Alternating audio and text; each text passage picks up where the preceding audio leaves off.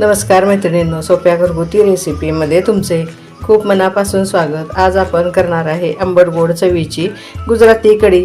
त्यासाठी हे अर्धा लिटर ताक मी घेतलेलं आहे। ताक थोडंसं आंबट असावं म्हणजे ह्या कढीला चव छान येते।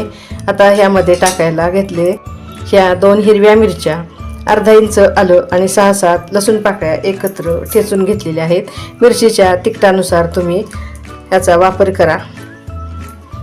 आणि त्यामध्ये आता टाकूया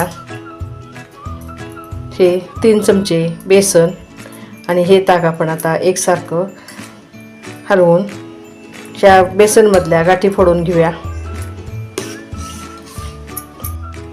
बघा आता हे पीठ मिरची आलं लसूण एकत्र चांगलं असं मिक्स करून घेतलेलं आहे।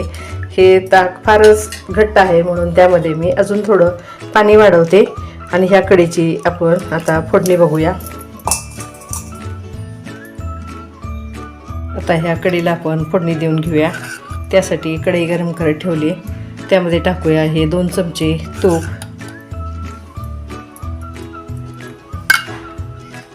तूप गरम झाले त्यात टाकूया हे छोटा अर्धा चमचा मोहरी। मोहरी जरा तळतळू द्या। तूप फार गरम केल्यानंतर मोहरी पटकन तडतडते, पण तुपाचा करपट वास येतो म्हणून तूप थोडंसं नॉर्मल गरम झाल्यानंतरच फोडणी टाका। आता हे टाकूया अर्धा चमचा जिरे,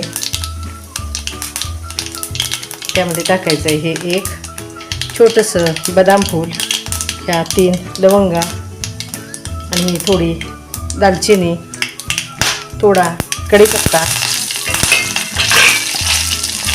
आणि हा छोटा अर्धा चमचा हिंग। गॅस थोडा वेळ मी बंद केलेला आहे म्हणजे फोडणीला थोडासा थंडपणा येऊ द्या।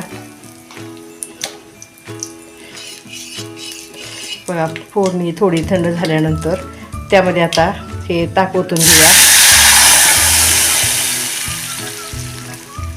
ह्या गुजराती कढीला हळदीचा वापर करायचा नाहीये, ही कढी पांढरीच असते। आता मी गॅस पेटवून घेतलाय। आता ह्यामध्ये टाकूया हे चवीपुरतं मीठ आणि ह्या कढीला आपण गुळाचा वापर करणार आहे आणि हा 2 चमचे गूळ। तुम्ही ताकाच्या आंबटपणानुसार गुळाचा वापर करा। ही आता एकसारखी हलवून ह्या कढीला आपण उकळी आणून घ्यायचे।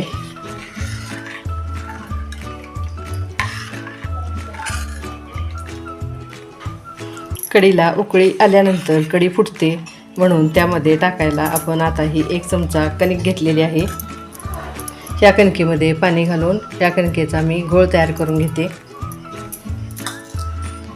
बघा 5 मिनटं सतत हलवल्यानंतर ह्या कढीला उकळी यायला सुरुवात झालेली आहे। ही कढी फुटू नये म्हणून आता हे कणकेचा घोळ केलेला ह्यामध्ये असा ओतून घेऊया आणि एकसारखे हलवून आता ह्या कढीला आपण चांगली उकळी आणून घेऊया।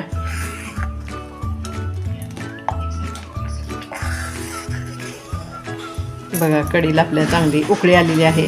अशीच आता ही 2 मिनटं आपण उकळून घ्यायचे आणि नंतर सर्व करूया।